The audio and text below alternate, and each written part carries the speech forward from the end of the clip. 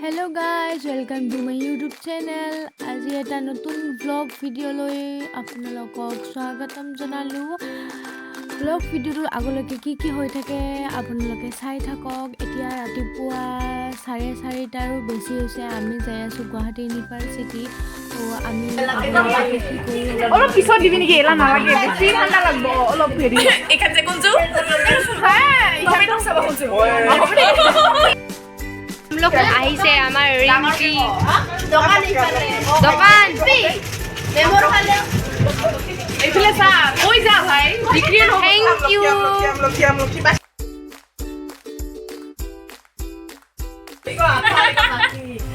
কথা বলে